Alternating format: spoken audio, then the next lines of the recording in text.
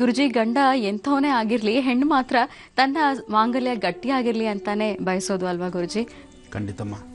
ಎಂಥವನೆನ್ನಕ್ಕಿನ್ನ ಎಂಥವ್ರೇ ಅದೇ ಕರೆಕ್ಟ್ ಅನ್ಸುತ್ತೆ ಅಲ್ವಾ? ಯಾಕೆಂದರೆ ಅಲ್ಲಿ ಪಾರ್ಶಾಲಿಟಿ ಇಲ್ಲ.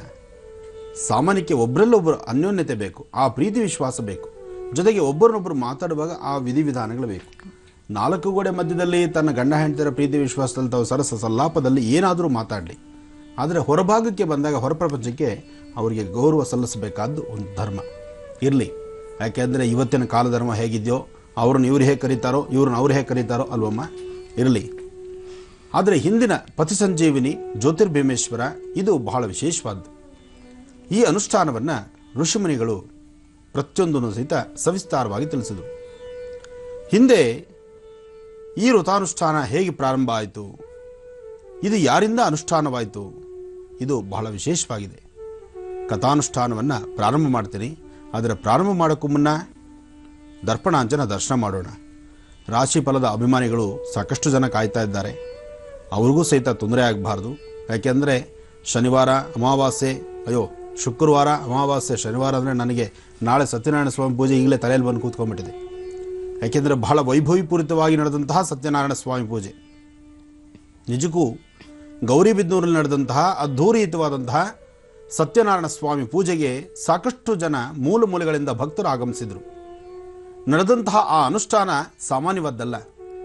ಜೊತೆಗೆ ಶಾಸ್ತ್ರಬದ್ಧವಾಗಿ ಅನುಷ್ಠಾನವನ್ನು ಮಾಡಿ ಕೆಲವು ವಿಧಿವಿಧಾನಗಳ ಅರ್ಚನೆ, ಪೂಜೆ, ಸಂಕಲ್ಪ, ಜೊತೆಗೆ ಎಲ್ಲರೂ ಸಹಿತ ಶ್ರದ್ಧಾಭಕ್ತಿಯಿಂದ ಬೆಳಗ್ಗೆ 5 ಗಂಟೆಯಿಂದಲೇ ಆ ವೇದಿಕೆಯಲ್ಲಿ ಕೂತಿದ್ರು. ನಾನೇ ಸ್ವಲ್ಪ ತಡವಾಗಿ ಹೋದೆ. ಆದರೂ ತಡವಾಗಿ ಹೋಗ್ಲಿಕ್ಕೂ ಕಾರಣ ಇತ್ತು ಬಿಡಿ. ಯಾಕೆಂದರೆ ಗುರುಪೌರ್ಣಮಿ, ದಾರಿ ಉದ್ದಕ್ಕೂ ಬಾಬಾ ದೇವಸ್ಥಾನಗಳು, ಸಾಕಷ್ಟು ಜನ ಭಕ್ತ ಶಿರೋಮಣಿಯರು ಎಲ್ಲರೂ ಸಹಿತ ಎಲ್ಲರೂ ದರ್ಶನ ಮಾಡಿ ಮಾತಾಡ್ಕೊಂಡು ಹೊರಡೋದು ಸ್ವಲ್ಪ ವಿಳಂಬ. ಏನೇ ಆದರೂ ಕಾರ್ಯಕ್ರಮ ಮಾತ್ರ ಬಹಳ ಆನಂದದಾಯಕವಾಗಿತ್ತು. ಬಾಬಾರವರ ಅಲಂಕಾರವೂ ಅಷ್ಟೇ ವಿಶೇಷವಾಗಿತ್ತು, ಸತ್ಯನಾರಾಯಣ ಸ್ವಾಮಿ ಪೂಜೆನೂ ಅಷ್ಟೇ ವಿಶೇಷವಾಗಿತ್ತು. ಅದರಿಂದ ನಾಳಿನ ವಿಶೇಷವಾದಂತಹ ಸಂಚಿಕೆ ತಪ್ಪದಿರ ತಾವೆಲ್ಲರೂ ನೋಡಲೇಬೇಕು. ಯಾಕೆಂದರೆ ಸತ್ಯನಾರಾಯಣ ಸ್ವಾಮಿ ಪೂಜೆಯನ್ನು ನಾಲ್ಕಾರು ವಿಧಾನಗಳಲ್ಲಿ ಜನ ಮಾತಾಡ್ಕೊಳ್ತಾರೆ.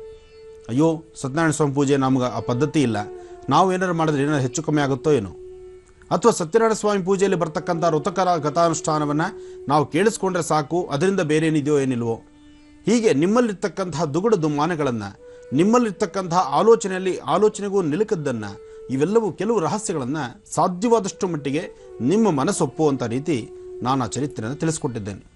ನಾಳೆ ತಪ್ಪದಿರ ಈ ಕಾರ್ಯಕ್ರಮವನ್ನು ನೋಡಿ.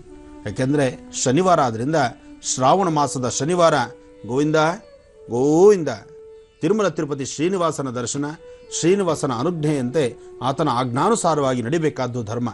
ಶ್ರಾವಣ ಮಾಸ ಬಂದರೆ ಎಲ್ಲರ ಮನೆಗಳಲ್ಲೂ ಶ್ರೀನಿವಾಸನದೇ ವಿಶೇಷ. ಮನೆಯಲ್ಲಿ ಮಕ್ಕಳಿದ್ರೆ ದೊಡ್ಡವರು ನಾಮ ಹಾಕ್ಕೊಳ್ಳಲ್ಲ, ಮಕ್ಕಳಿಗೆ ನಾಮ ಹಾಕ್ಬಿಡ್ತಾರೆ. ಯಾಕೆ ಅಂದರೆ ದೊಡ್ಡವರು ಹಾಕ್ಕೊಳ್ಳೋಕ್ಕೆ ಅವಮಾನ.